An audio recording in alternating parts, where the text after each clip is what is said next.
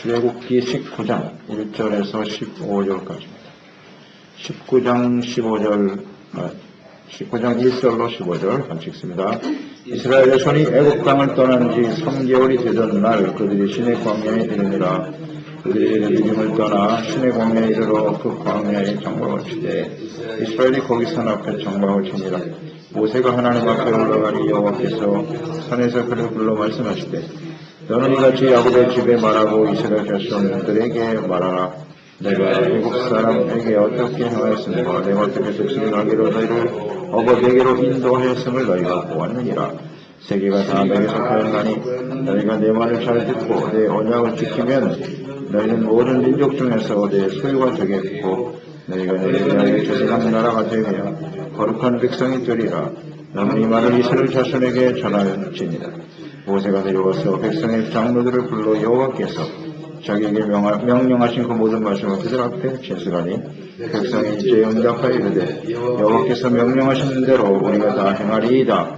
모세가 백성의 말을 여호와께 전하되 여호와께서 모세에게 이르시되 내가 빽빽한 구름 가운데서 내게 임함은 내가 너와 말하는 것을 백성들이 듣게 하며 또한 너를 영영히 믿게 하려 함이니라. 모세가 백성의 말을 여호와께 아뢰었으므로 여호와께서 모세에게 이르시되 너는 백성에게로 가서 오늘과 내일을 그들을 청결하게 하며 그들에게 옷을 빨게 하고 준비하게 하여 셋째 날을 기다리게 하라. 이는 셋째 날에 나 여호와가 온 백성의 목전에서 신의 산에 강림할 것이니 너는 백성을 위하여 주의 경계를 정하고 이르기를 너희는 산과 산에 오르거나 그 경계를 침범하지 말지니 산을 침범하는 자는 반드시 죽임을 당할 것이라.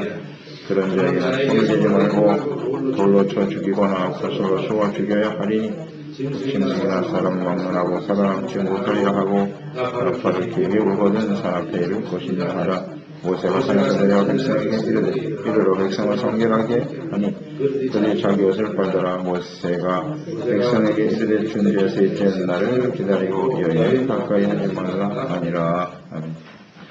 하나님의 백성으로서의 자존감. 하나님의 백성들은 하나님의 언약의 백성들이지만 애굽에서 노예로 핍박을 받던 사람들이었고 바로의 폭정 앞에서 속수무책 절망 속에 살아왔던 사람들이었습니다. 자존감을 찾아볼 수 없는 그런 상태에서 살아갔어요. 그저 먹고 마시는 것이 전부였던 그런 사람들이 하나님의 놀라우신 능력으로 애굽에서 나와 지금 가나안 땅을 향해 가고 있습니다.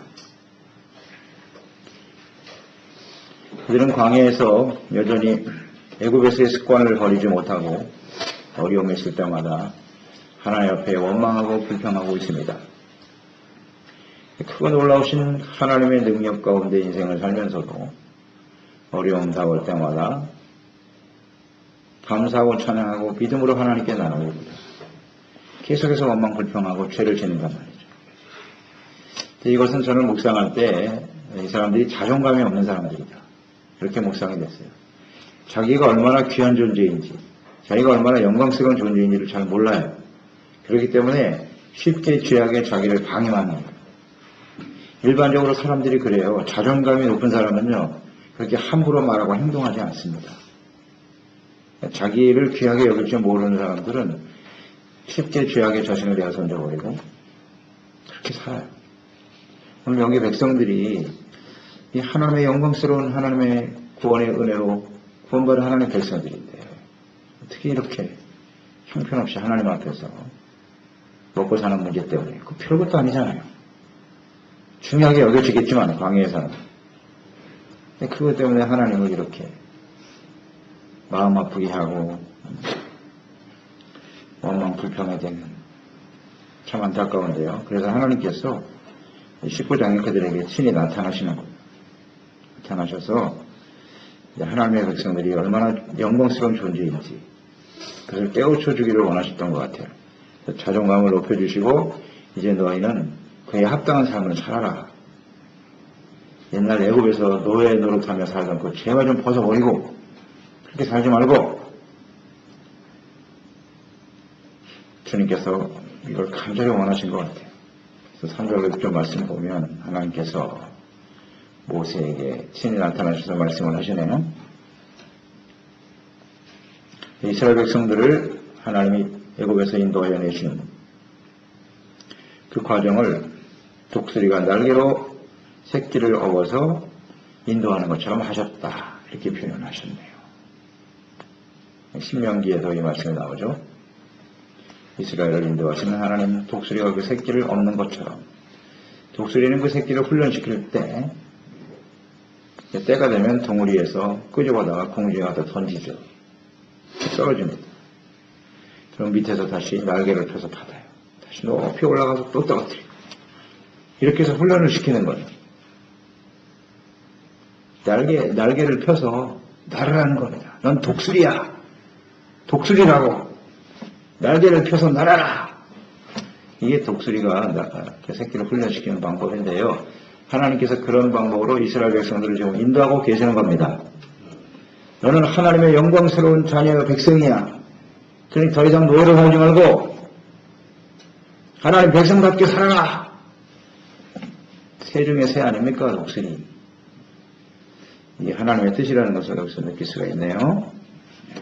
그래서 지금 광야로 지나고 있는 것이고 시련과 어려움을 당하게 하시는 겁니다.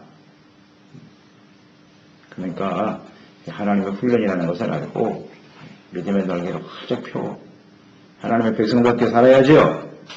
백성답게 살아야죠. 하나님의 마음이 여기 잘 담겨져 있네요. 지금 이스라엘 백성들이 광야를 지나는 것은 믿음의 훈련이라는 것을 잘 알아야 합니다. 우리도 마찬가지고 우리도 하나님의 예수 그리스도로 말미암아 구원받은 우리들은 하나님의 영광스러운 자녀라는 걸 잘 알아야죠. 자, 하나님의 백성들은 어떤 사람인지 주님께서 말씀하시죠. 자, 세계가 다 내게 속하였다. 이렇게 말씀하시네요. 세계가 다 내게 속하였다. 이 세상의 주인은 하나님이시죠.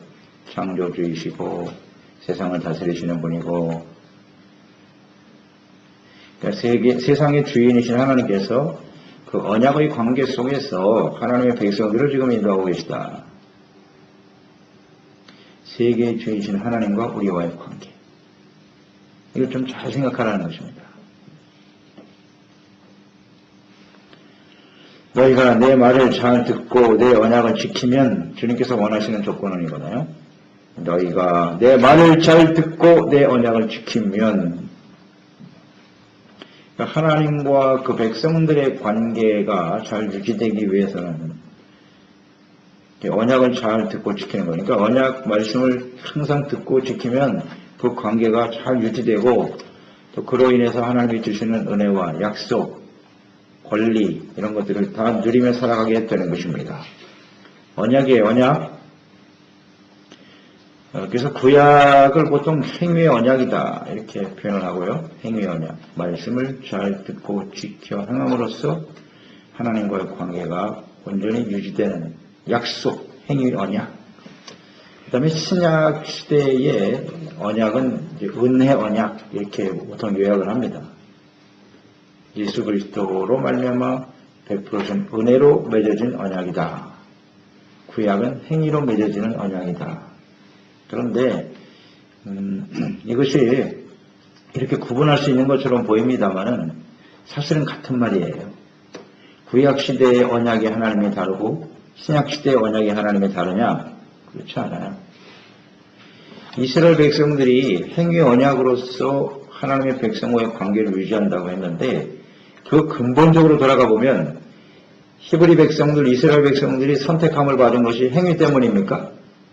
아니잖아요. 그 자체가 이미 은혜예요. 하나님의 백성이 된 것 자체가 은혜라고요. 은혜로 시작됐고 은혜 받은 백성들은 하나님의 말씀에 순종하고 지킴으로써 그 관계가 유지가 됩니다.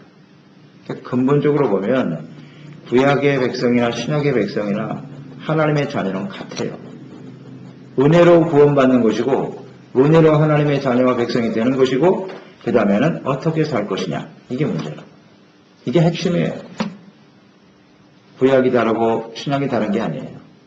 신약에는 은혜의 언약이니까 은혜로 우리가 구원받았다. 하나님의 자녀와 백성이 됐으니까 아무렇게나 살아도 된다? No! 아니에요. 이걸 구분하는 것 자체가 문제예요. 사실은. 하나님의 은혜로 우리가 백성되고 하나님의 관계가 유지가 된다는 건 방법의 차이가 있지만, 그러나 근본적으로는 같은 것이라는 걸 늘 생각하고 하나님의 자녀답게 살아가는 이 일에 늘 초점을 맞추고 살아야 되는 거예요. 우리 신약시대가 구약 성도들보다 좀 나은 것은 이렇게 성경에 우리에게 기록되어 있다는 거죠. 우리가 쉽게 하나님의 말씀을 대할 수 있다는 거예요. 그리고 보혜사 성령님께서 우리 가운데 역사하고 계시고, 이게 훨씬 좋은 점이죠. 이런 게 은혜죠. 네. 교회가 가까이 있어서 언제든지 하나님께 나와서 예배드리고 주님을 섬길 수 있고 말씀을 들을 수 있다는 거, 이건 엄청난 은혜죠. 이런 차이가 있을 뿐이지 우리가 하나님의 백성답게 살아가는 일, 말씀을 듣고 잘 지켜 행하는 일은 같아요. 이걸 잊지 말아야 돼요. 그렇게 지킬 때 이 하나님과의 관계가 유지가 된다는 거예요. 예수님께서 누누이 강조하셨어요. 주여 주여 하는 자마다 다 천국 가는 거 아니야. 내 아버지의 뜻대로 행하여야 가는 거야.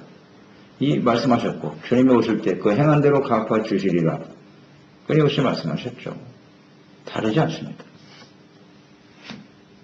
자, 이렇게 주님의 말씀을 잘 듣고 지키면 그랬거든요. 그때 어떤 특권을 주게 되냐. 5절 6절에 나와 있죠. 너희는 모든 민족 중에서 내 소유가 되겠고. 하나님의 백성들은 하나님의 소유된 백성이에요. 하나님의 소유라. 누구도 그 하나님의 백성을 함부로 할 수가 없는 거예요. 세상의 주인이신 하나님의 소유가 된 백성이니까요. 그 다음 너희가 내게 대하여 제사장의 나라가 될 것이며. 그들의 지금 자존감을 높여주시는 거예요. 너희가 누군지 아냐? 세상의 주이시는 하나님의 소유된 백성이고 제사장 나라다. 제사장 나라의 의미는, 제사장은 중보자잖아요. 이제 하나님께서는 이스라엘을 통해서 세상의 모든 사람들이 하나님을 알게 하시는 거예요. 제사장. 이게 얼마나 영광스러워요. 그리고 하나님이 이스라엘을 통해서 하나님의 백성, 이 땅의 모든 사람들을 구원하시는 거예요. 죄를 용서해 주시는 거예요. 이게 제사장이잖아요. 제사장을 통해서 하나님은 하나님의 백성들의 죄를 용서해 주시고 화목하게 하시고, 이게 바로 제사장의 역할. 그게 너희를 복의 근원이라고 말씀하신 하나님의 뜻과 같죠. 그게 얼마나 영광스럽습니까? 오늘날 교회도 마찬가지로 오늘 교회와 그리스도인들이 너희가 왕같은 대제사장이라고 했어요. 예수님이 제사장이죠. 예수님을 통해서 모든 사람이 구원받는 것처럼 오늘날 교회와 하나님의 백성들을 통해서만 이 땅의 모든 사람들은 하나님의 구원의 은혜, 하나님의 복을 받을 수가 있어요. 굉장한 위치에 있는 겁니다. 제사장의 나라다.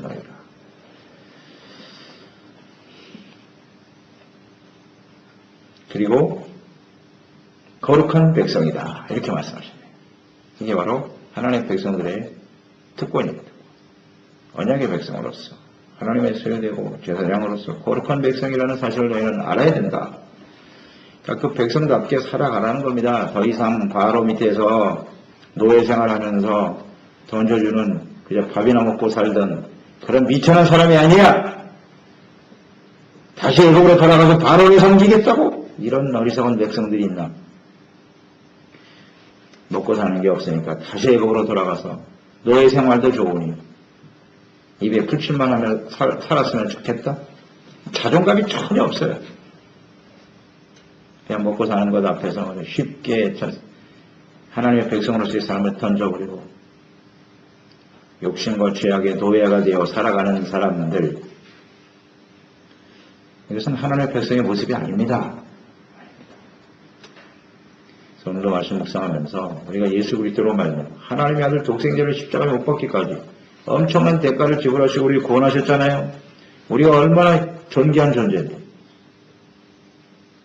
눈앞에 보이는 이익 때문에 잠깐 있다 사라져버릴 것들을 위해서 영원한 하나님의 나라의 자녀가 되고 하나님의 신 은혜와 축복을 던져버린단 말인가? 그래서 예수님께서 표현하셨잖아요. 진주를 돼지에게 던지냐? 거룩한 것을 개에게 던지냐? 너희가 얼마나 거룩하고 존귀한 사람들인데. 육체의 쾌락으로 해서 눈앞에 보이는 이익을 위해서 하나님의 말씀을 던져버려 그리스도인으로서의 삶을 버린단 말인가? 이런 하나님의 간절한 외침이 아니겠습니까? 자존감을 높여야 돼요. 우리는 거룩한 하나님의 백성이고 하나님의 함께 하시는 우리의 삶을 인도하시는 하나님의 소유된 백성들이 아니겠습니까? 대단히 중요한 거예요. 이게 자존감. 내가 얼마나 존귀한 존재인가 잘 알아야 돼요. 세상에서 많은 것을 누려야만 내가 존귀한 사람이 아니고요. 세상에 있는 사람들도 스스로를 귀하게 여기고 존귀하게 여기면서 살아가는데 세계상의 주인이신 하나님의 소유된 백성들이 뭐가 문제가 되겠습니까? 하나님의 거룩한 백성 자녀답게 살아가야 되겠습니다. 예. 9절 이하에 하나님께서 이제 친히 강림하시죠. 강림하셔서 말씀하시는 그러니까 하나님의 백성들이 너무나 이렇게 쉽게 하나님께 범죄하고 하니까 하나님이 이제는 직접 나타나시는 거예요. 그들에게 말씀을 하셔요. 이런 경험까지도 하게 만드시네요. 우리가 얼마나 소중한 존재인 줄 알겠느냐. 구름 가운데 강림하셔서 모세와 말씀하시는 것을 백성들이 듣게 하시는 거예요. 시내산 꼭대기에 하나님의 구름으로 임재하시면서 모세와 직접 대화를 하시는 거예요. 이제 백성들이 다 듣도록 그렇게 하시겠다는 겁니다. 그렇게 하시는 이유는 뭐냐? 그렇게 하시는 이유는 모세를 통해서 말씀하심을 백성들이 듣고 모세를 하나님이 세우신 종으로 믿고 그의 말씀을 하나님의 말씀으로 영원히 믿을 수 있도록 영영이 모세를 믿게 한다 이렇게 표현하셨네요. 영영이 믿게 된다. 너를 영영이 믿게 하려 함이니라 말하는 것을 듣고 그러니까 모세를 통해서 하나님께서 말씀하고 계시다는 거죠. 굉장히 중요한 말씀이네요.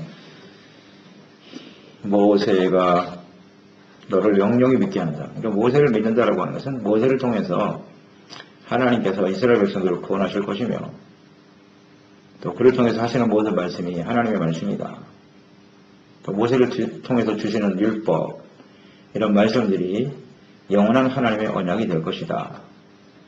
이런 말씀이죠. 그러니까 모세를 통해 기록한 모든 말씀은 하나님의 말씀이죠. 영원히 우리는 그것을 믿어야 됩니다.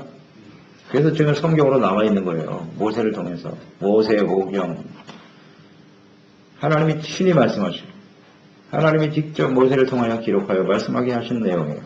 그러니까 우리는 이것을 영원히 믿어야 되는 거죠. 그러니까 성경이 되는 거. 그게 진리가 되는 거예요. 진리. 그러므로 모세를 통해 주시는 이 모세오경이 이스라엘 백성들의 삶의 기초예요. 기초. 오늘 우리의 삶의 기초가 되어야 되는 거예요. 기초. 영원히 믿어야 돼. 하나님의 뜻이 이 안에 다 들어있다. 기초예요. 모세오경을 모르면 하나님의 백성으로 살아갈 수 없어요. 하나님의 구원에 참여할 수도 없고 영영이 너를 믿게 하려 함이니라. 모세는 예수 그리스도의 모형일 뿐이죠. 예수님을 통해서 구원하시는 하나님의 언약이 성취될 것을 말씀해주고 있는 거죠. 그래서 하나님이 직접 강림하실 것이니 만날 준비를 하라 그랬어요. 어떻게 준비를 해야 된다고요? 그들을 성결하게 해야 한다. 옷을 다 빨아라. 성결의 의미네요. 옷을 빨게 하고. 옷이라고 하는 것은 겉모습보다는 우리가 내용이 중요하다고 그랬죠. 새 사람의 옷을 입어야 한다. 그랬으니까요. 하나님의 백성답게 살아가도록. 과거에 애굽에서 살아왔던 그런 마음과 생각들을 다 버리라는 겁니다. 버리고 소유된 하나님의 거룩한 백성답게 새로운 마음의 가짐을 가지고 주님 앞에 살아가는 뜻이겠죠. 백성들을 위하여 주의의 경계를 정하고 경계를 정하라. 그 이상 올라오면 안 되는 거예요. 산에 오르거나 경계를 침범하지 말지니 침범하는 자는 반드시 죽을 것임이니라. 왜 죽어야 하나요? 왜 죽게 되죠? 사람들은 죄인이기 때문에 그래요. 하나님은 거룩하시고요. 공의로우신 분이고 죄를 가진 사람은 하나님 앞에서는 죽습니다. 그게 아주 분명하죠. 그래서 하나님이 경계를 정하신 것은 은혜죠. 이게 바로 은혜예요. 경계를 정하셨어요. 그 이상은 올라가면 안 된다. 반드시 죽는다 그랬어요. 근데 그런 사람은 또 손을 대서 죽이면 안 된다는 거예요. 같이 더러워지니까 돌을 던지거나 아니면 활을 쏘아 죽여라. 손을 댄다라고 하는 것은 주님께서 그런 죄악이 부패성이 사람들에게 전이 되는 것을 굉장히 우려하셨던 거예요. 절대 가까이에서는 안 된다. 아주 더럽고 부정한 것이다. 죄를 짓는 것은. 이런 생각을 하게 하신 거죠. 그래서 돌을 던지라는 겁니다. 돌로 죽이라는 의미를 아시겠죠? 손을 대지 말라는 거예요. 그런 죄에 같이 참여하지 않도록 하라는 거예요. 그만큼 그 죄가 심각하다. 이것을 깨달으라는 거죠. 그래서 하나님께 나아가기 위해서는 정결하게 해야 한다. 저희 지금 이 상태를 잘 묵상해 보세요. 이스라엘 백성들은 지금 애굽에서 나왔어요. 구원 받은 거죠? 애굽에서 구원을 받았는데 아직도 하나님 앞에 서기는 온전하지 못하다는 거예요. 그렇게 잘 알잖아요. 원망 불평하는 거. 그게 얼마나 심각한 죄인지. 아직도 그들은 애굽의 그 습성을 벗어버리지 못하고 있단 말이에요. 그렇기 때문에 거룩하신 하나님 앞에 나가면 죽습니다. 이 관계를 잘 생각해 보세요.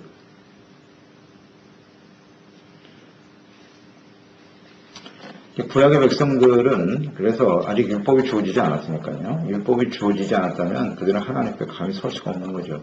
그래서 하나님 앞에 설 수 있도록 하기 위해서 율법을 주신 거예요. 죄를 깨닫고 봐라. 이게 죄다. 이거 어떻게 용서받아야 되지? 성전에 가서 희생 제사를 드리고 피해 제사를 드리면 내가 너희를 용서해 줄 거야. 그때 비로소 이제 하나님을 만나게 되고 하나님과 함께 서게 되는 것이죠. 이 이전에는 이렇게 하나님께서 의롭다함을 얻을 수 있는 말씀과 규례를 정해 주시기 전에는 하나님께 가까이 나가면 죽는 거예요. 우리에게 하나님의 말씀을 주시고 주님 앞에 설 수 있다고 하는 건 이거 얼마나 귀한 일인지 몰라요. 그러니까 함부로 나가서는 안 된다는 거예요. 예수님께서 십자가에서 죽으심으로써 십장을 찢으시고 하나님과 직접 나갈 수 있게 하셨죠. 이것은 우리가 하나님과의 만남을 함부로 아무렇게나 해도 된다는 뜻이 아니에요. 그 의미는 같아요. 구약의 성막을 예수님의 십자가로 해결하셨을 뿐이지. 하나님께로 함부로 나갈 수 없는 것은 같아요. 그러니까 우리는 하나님 앞에 나갈 때마다 예수 그리스도의 십자가의 구속의 은혜, 십자가의 피를 의지하고 나가지만 하나님 앞에 선결한 상태로 나가야 되는 거예요. 이것은 같아요. 근데 방법이 다르죠. 성막을 통해서 나가느냐, 예수 그리스도를 통해서 나가느냐. 이 차이가 있지만 근본 정신은 같단 말이죠. 우리가 애굽에서 구원받은 백성들이 이런 과정이 필요한 거죠. 오늘 예수 믿고 우리가 구원받았죠. 더 끊임없이 죄악 가운데 살고 있잖아요. 그게 사실이죠. 옛사람의 습성을 아직도 벗어버리지 못하고 있잖아요. 그런 상태로 그냥 나갔다가는 하나님 앞에서 죽임을 당할 수밖에 없는 존재라는 것을 생각하고 언제든지 예수 그리스도 십자가 밑에서 하나님의 말씀 앞에 비춰지는 우리의 죄악들을 회개하고 옷을 빨아야죠. 옛사람의 옷을 빨리 벗어버리고 새 사람의 옷을 입고 성결한 모습으로 주님께 나가야 되는 것입니다. 그래야만 주님과의 비례와 만남이 이루어질 수 있어요. 이것을 가나안 땅에 들어갈 때까지 계속 유지해야 되는 거예요.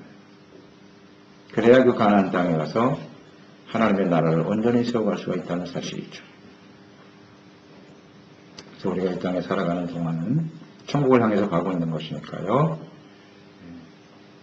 하나님 앞에 끊임없이 우리가 훈련받고 있는 것이다. 믿음의 훈련, 또 하나는 의의 훈련입니다. 하나님의 백성으로서의 삶을 어떠해야 하는가를 끊임없이 훈련받고 있는 거예요. 그래서 우리는 하나님의 백성이 되었다. 소유된 백성이 거룩한 백성이라는 이 자존감을 좀 회복하면서 함부로 이 세대 세상 가운데 세속적인 삶에 우리를 내어 던지지 말고 의와 거룩함으로 하나님 백성으로서의 이 본분을 지켜가면서 훈련받고 하나님의 나라의 소망 가운데 참여할 수 있는 우리 모두가 되었으면 좋겠습니다.